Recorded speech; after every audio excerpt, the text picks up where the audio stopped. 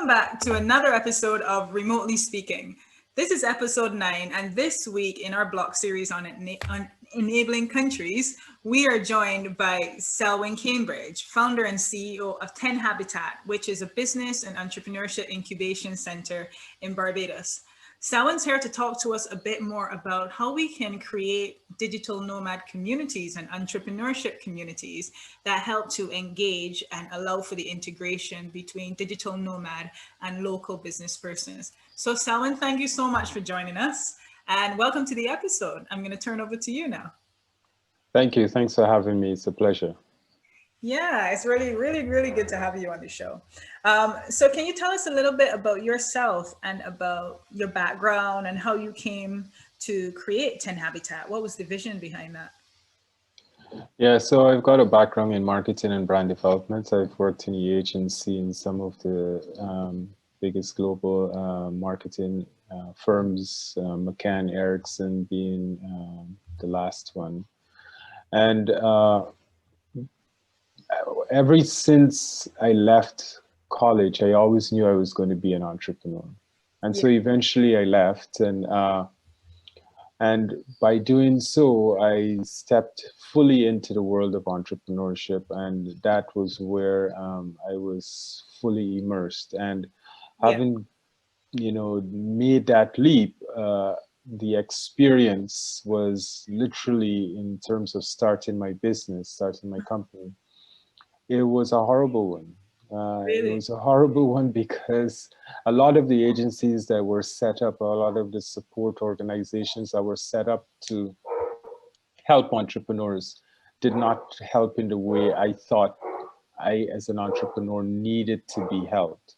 And so the result was me making a vow to myself that whatever I can do to help on other entrepreneurs not go through what I do and avoid the missteps that I make, I would. And that was where I guess the idea for TenHabitat began. And I started my company, and not very long afterwards, I started helping other entrepreneurs to navigate their start. And then that mushroomed into, developing an entire framework around supporting entrepreneurs. And yeah, that's the beginning stages of TenHabitat. Really. Yeah, that's really good because I think that's a gap that's often missing, especially within the Caribbean context. When you're starting a business, there are a lot of, well, I know, for example, in Barbados, there's institutions like the Small Business Association and so forth. But still, in terms of very specific skills and support that entrepreneurs need, sometimes that can be lacking within local Caribbean context. So it's really good to see initiatives like yours being formed across the Caribbean.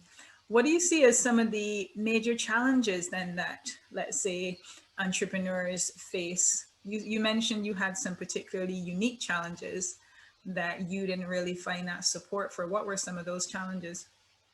Well, entrepreneurship is I think a very unique skill that is only truly perfected or harnessed by doing.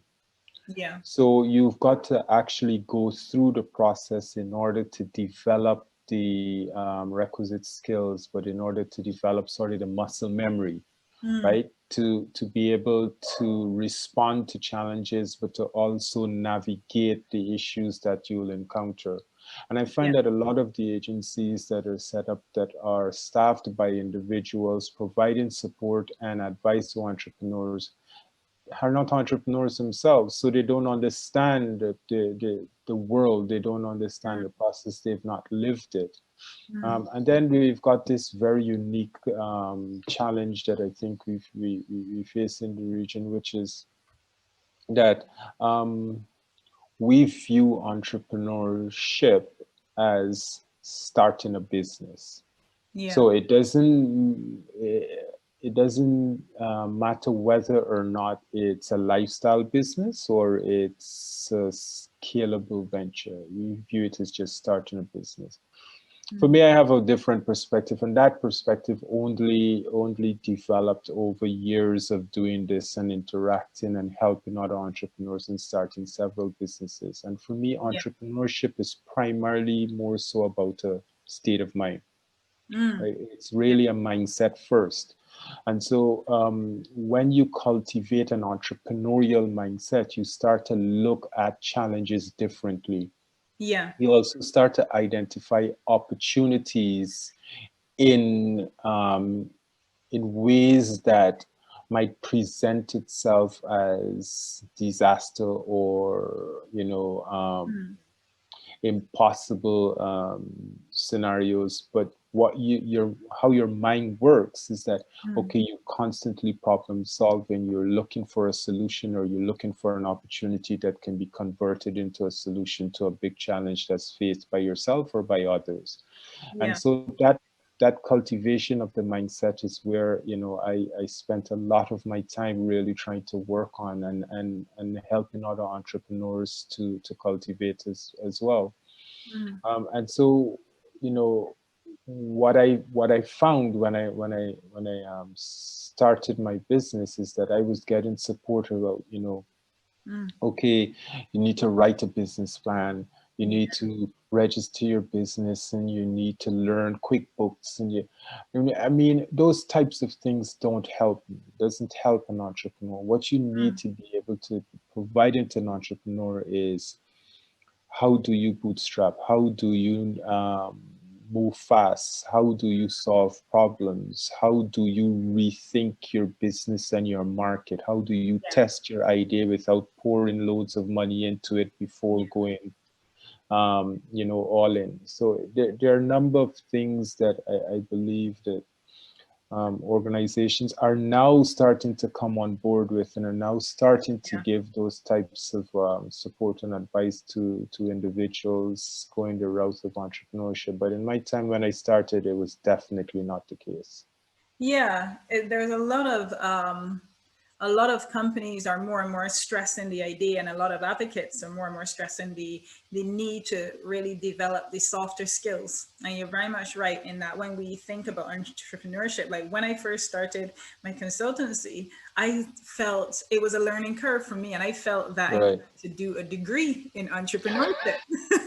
And I kept wishing, I was like, oh, I wish I had done a degree in entrepreneurship. Yeah. But then, Yeah. as you said, it's like by learning, I learned by doing and through having Mhm. those relationships, speaking to people, working with other entrepreneurs, you start to realize that it's really the softer skills that take you along that journey, as opposed to, as you mentioned, QuickBooks and budgeting. And I mean, some of those things are important when you're building your business, but it's the softer skills that really take you the extra mile. So you know that there's Yeah. this real stress now in terms of digital entrepreneurship, let's put it that way, or digital business, creating your businesses online. And with that, especially within the Caribbean context and being forced to pivot as a result of COVID-19, there's a lot of talk, well, it's happening now with regards to attracting remote workers. And Barbados, for example, has had a lot of remote workers come since the introduction of the welcome stamp. What do you think can be done in order to really provide business support and ways of integration for remote workers and local entrepreneurs? Well, first, I think the concept of remote working and that being introduced on a global scale to Barbados is a fantastic thing.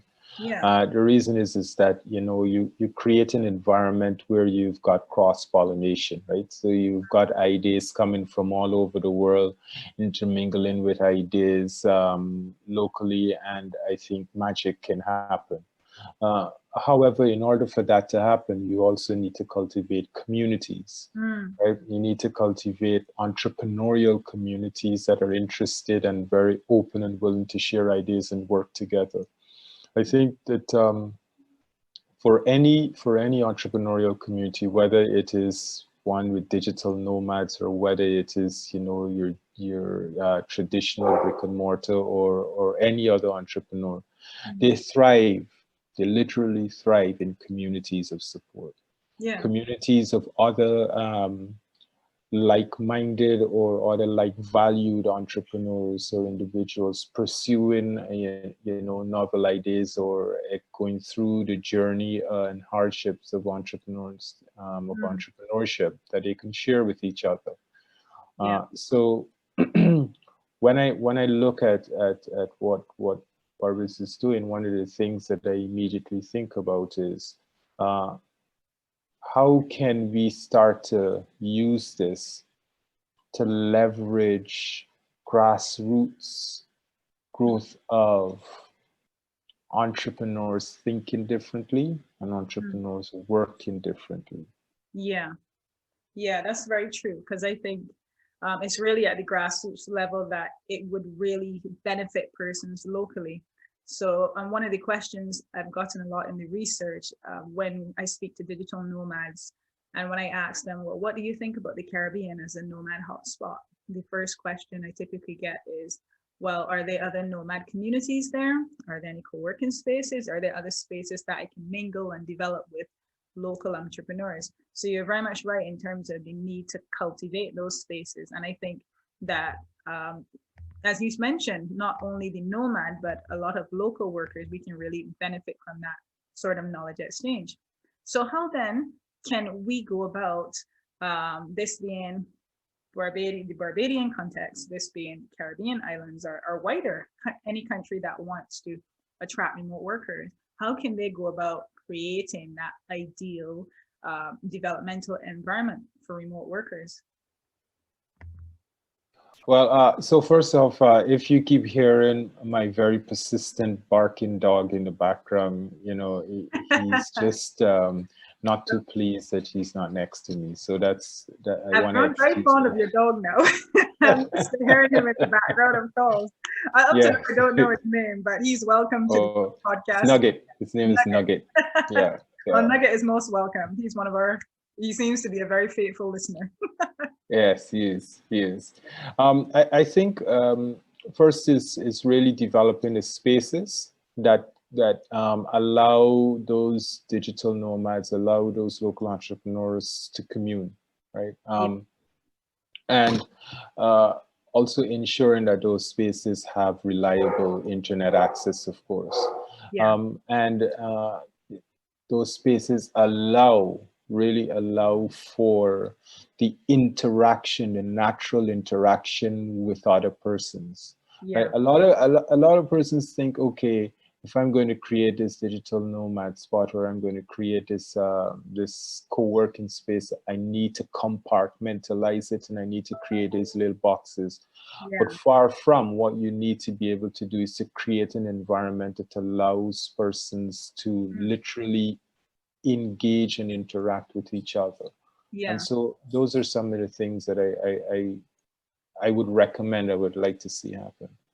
Yeah, because those things don't happen by accident. I mean, in some cases they do. You have a lot of nomad spaces I've seen across the globe, for example, like in Thailand and Bali, you have these spaces where they have a communal area and people come out and they socialize, they exchange ideas, they go out together, that sort of thing.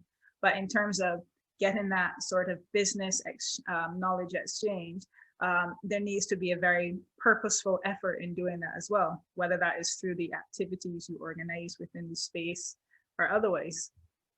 So I think you're very much right. Yeah, totally agree. Totally agree.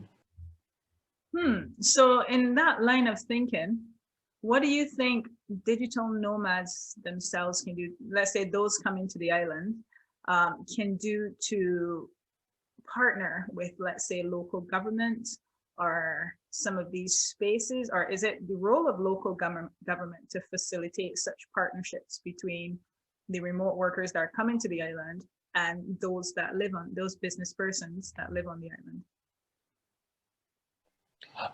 Yes, I do. I mean, one is just literally taking a facilitatory role, right, and making sure that the process to actually get on the island and then assimilate into the working environment or the space is easy and it is stress-free, and so trying to make it as streamlined as possible, because what you want I mean, look, digital nomad hotspots is not a new thing. It's been around for a while. But Yeah. if you look at the places where those are, they're most popular, are the places where it's very easy to do.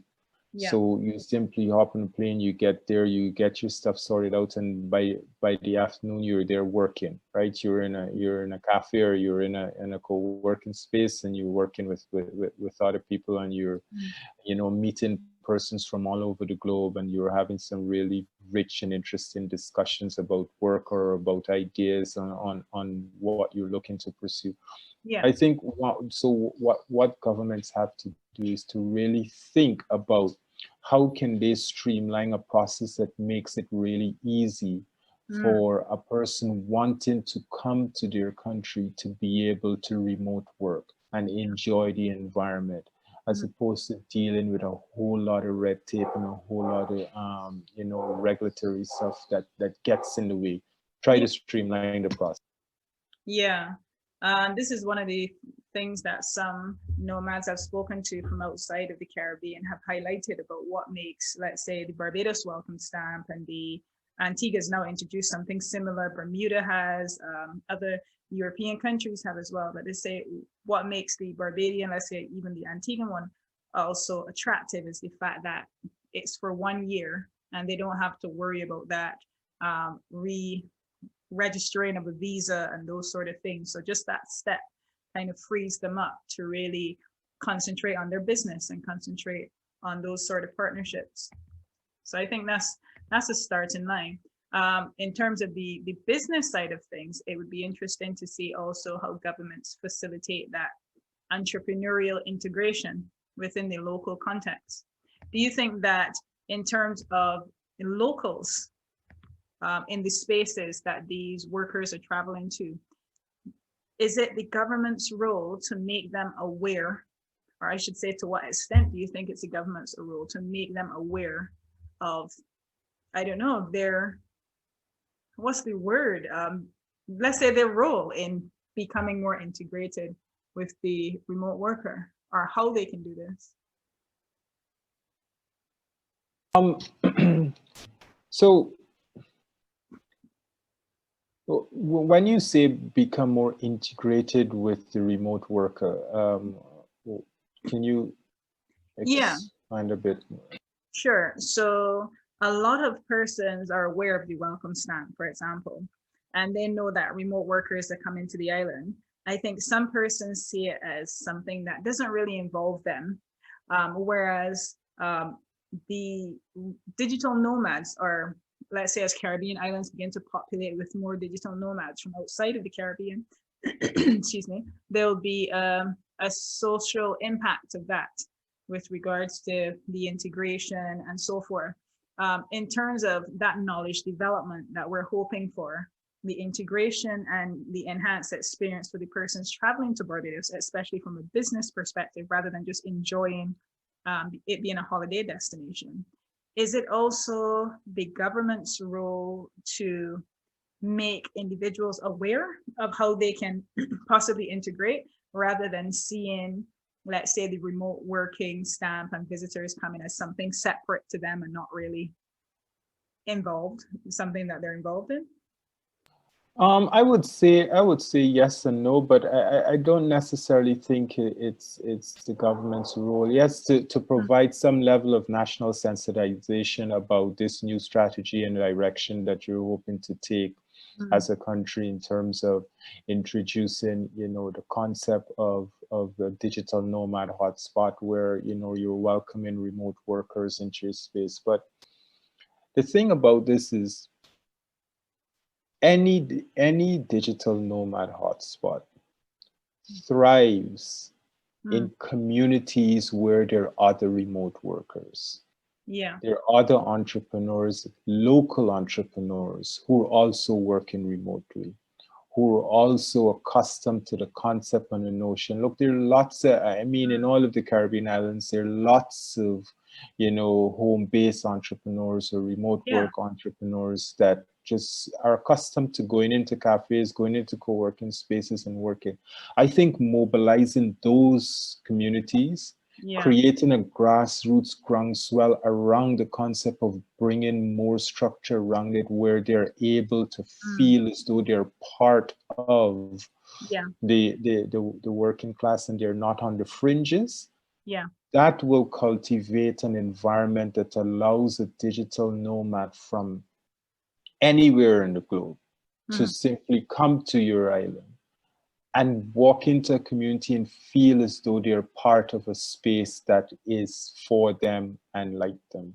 And so if there's any advice I can give to any Caribbean government, is to first look for those that naturally, organically already exist Mm. within your countries and cultivate from there. Yeah. Build structures around there instead of a top-down approach. Yeah. Look for a bottom-up approach. Yeah, I agree with that. And I think, as we had said quite earlier, it's really about being very purposeful in that effort, because I think when you, like you just mentioned, in terms of a lot of remote workers within the Caribbean context, some go to cafes, some work from home, and that can be very isolating. Whereas if you actually create, whether or not it's the developmental workshops, whether or not it's something that attracts local nomads into a space with other digital nomads visiting Barbados, then you have that interaction happening. So it's really, as you said, it's kind of cultivating that environment and providing ways to actually integrate. Yeah, I think, and you know, and we see it happening every time, right? When we started TenHabitat and we opened our co-working space, it's amazing the culture that naturally got created. But of course, we were very deliberate in our efforts. We made sure that we designed it in a way to cultivate that type of collaborative culture. Second thing is we created things and activities and events around the space that brought people into the space that wanted to be there and wanted to explore things. Yeah. And what we've found is that these entrepreneurs then made it their home. They, you know, and during COVID, during the lockdown as a result of COVID, I mean, the amount of comments that I had about how much they missed it, how much they missed the space, how much they missed being together with other persons and being able to bounce ideas off of each other. It's what I think more deliberate effort around, you know, remote work can do for a local community, because entrepreneurs become stronger, ideas get more diverse and are strengthened. There's just a net win as a result. Yeah, because I think what happens for many persons, you have your TenHabitat community, which people draw to, but I find, in terms of more generally outside of the TenHabitat community, remote working for a lot of people means working from home. And where you just choose to work from home, then you're missing those opportunities to really network, to really meet these people, to really have that knowledge exchange. So I think it's kind of, and it's good to see a lot of the hot spots in terms of cafes popping up, in terms of co-working spaces popping up. So then it becomes more of a culture to really come out and integrate in that way. So I think it's definitely promising to see a lot of the efforts that are being made. Do you think, in terms of organizations that currently support small businesses, because you mentioned in terms of organizations that you tried before and they didn't necessarily have what you were looking for, do you think there's a way for those local organizations that are meant to support small businesses and that do you think they can also replicate those forms of communities that you're speaking about? And what advice would you give to them? Well, let me put it another way. I don't think it's a situation of whether they can replicate these forms of community. I think it's essential that they do. Yeah. Right. Entrepreneurship today is about community. We have a saying in TenHabitat that it takes a village to raise a child, but a community to build a business. Yeah. And it's absolutely correct. I mean, every single business support organization that is charged with the mandate of building entrepreneurs and developing ventures need Yeah. to invest in the concept of community. And so yes, I think they're positioned to do so. And my advice to them is always think community first, Mm. right? Community first. And that, because you see, the thing is, if we go back to my earlier comment, Mm. entrepreneurship is about doing. Yeah. You become a better entrepreneur the more you do. Yeah. Also, the more you fail, because you Yeah. learn from every failure. Now, Yeah. here's the thing. When you have a strong community of a diverse set of entrepreneurs at varying stages of their business, Mm. that community becomes stronger and the entrepreneurs within that community benefit. Yeah. Because I am able, as an entrepreneur now starting out, Mm. able to leapfrog my development by learning from others who've gone the road before. And if I'm in an environment where I'm surrounded by others and I'm surrounded by a different type of thinking, a different approach to entrepreneurship and business development, I benefit. Mm. So yes, it makes sense, and they're already working with entrepreneurs. Now they have to be really deliberate in building those communities around their entrepreneurs, those supportive communities. Yeah. No, I agree with that. What do you think about, or I should ask you, can you think of any best practice examples that come to mind where persons in your TenHabitat space, you've watched individuals really benefit from those partnerships and communities? Oh, absolutely. We've got so many. I mean, it's always a general thing. So the first Yeah. thing is that we've got this culture in the region of trust, right? They've got a lot of issues around trust. Entrepreneurs traditionally, over time, have been extremely skeptical about sharing their ideas, talking about what they're working on. And so when we Yeah. started TenHabitat, we were confronted a lot with that. Yeah. And over time, what we've seen is those entrepreneurs that were the early adopters of the TenHabitat community completely changed their attitude and approach towards that. They readily talk about their ideas because they Mm. recognize in talking to others about their ideas, they become stronger because they receive a varied set of input Mm. that they would never have received if they had just remained quiet or kept it all to themselves. Yeah. The other thing is we see ideas completely transform. I remember one young lady just simply coming into the hub and had this idea for a business, which was just a simple after school program. And what it transformed into was Mm. a completely scalable business that is now being engaged with global investors for funding. I mean, Mm. and that happened just as being part of that community and getting different views Yeah. on how she can attack this problem, right? Yeah. And I think that's the power of community, and that's what Mm. entrepreneurs need and can thrive in. Yeah, that's the ideal right there. That sounds really good. What she's done and what she's benefited from within the space. What do you think about because we've spoken quite about a lot of questions around the business element of that integration and the business benefits.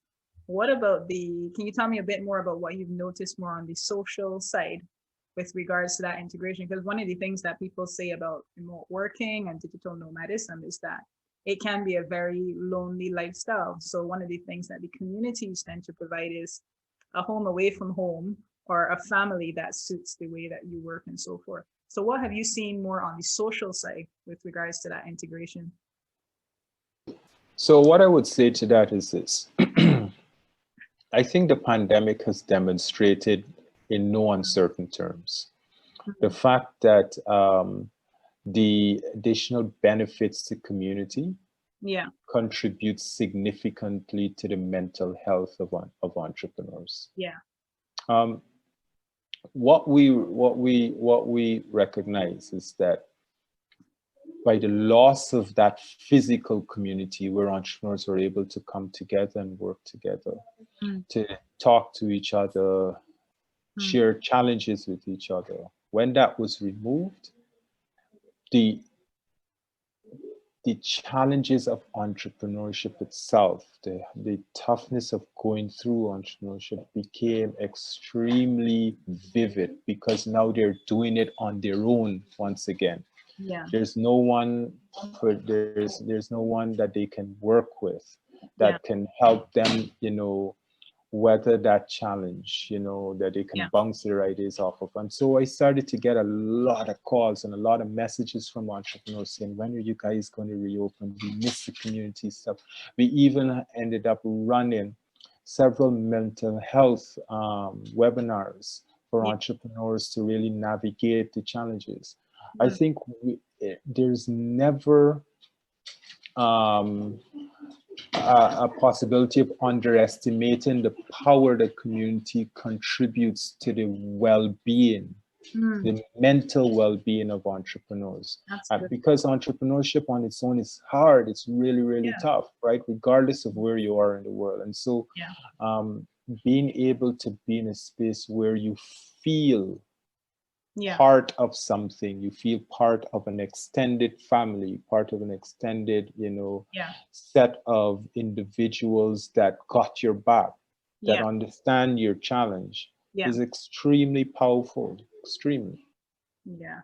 No, I totally agree. And I've experienced that on my own, the level of camaraderie you feel just from interacting with persons that's doing something similar, and the motivation as well, because entrepreneurship can be very, it can hit your ego. When you first start out, you get your first rejection or your first no, rather than accept it, you have persons that motivate you to keep going. So it is. Absolutely. Yeah. Absolutely. And I totally agree in terms of the mental health, because that has really become a priority for a lot of businesses during the pandemic, because persons are now operating in an environment where they feel rather, I don't know, traumatized and thrown off. So to be learning and still pushing your business in an environment that isn't exactly ideal or settled is definitely a challenge. So I fully agree with that.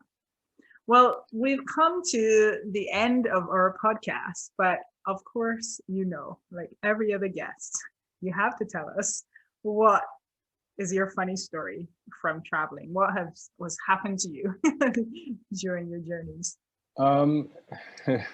I think the one that stands out for me is the fact that traveling with an unnamed airline, which I will, is it having a boarding pass is never a surety that you will actually get on the flight. So I remember having a boarding pass. I was going to a speaking engagement in Curacao. Yeah. And heading to the gate with my boarding pass, only to be told that I was not going to be able to board the flight. Nevertheless, my luggage and everything was on the flight. Flight left with my luggage. Oh.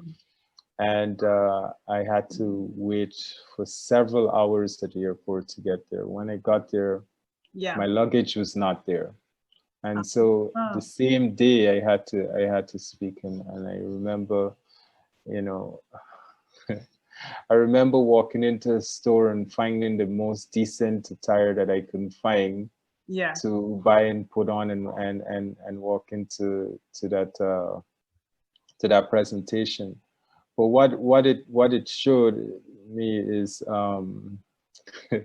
another side of travel, which is travel in itself is really fun, but travel can be extremely tough. And one of the things that you have to do is to find a light moment in all of them, because I ended up going from Barbados to Trinidad to Suriname to Curacao instead of just the one direct flight. And so 2 days later in the same clothes, I remember having to keep my distance. You didn't get deodorant, didn't come with a shirt. You know what they say, what is it like? But yeah, the deodorant did help. But what I do now is I pack smart, so I always pack a backup in my carry-on. Yeah, that's what I've learned to do as well. I always put an extra t-shirt and kind of like an emergency clothes pack in my carry-on. I was going to ask Right. if you turned it to your presentation in a pineapple shirt from some Almost did. Almost did. Well, it would have gotten a smile out of your audience. But thanks for sharing that with us. And that brings us to the end of our episode. So this has been Selwyn Cambridge, founder and CEO of TenHabitat, here to talk to us about how we can build communities and encourage engagement between digital nomads and local individuals and local entrepreneurship spaces within the environments that they travel to.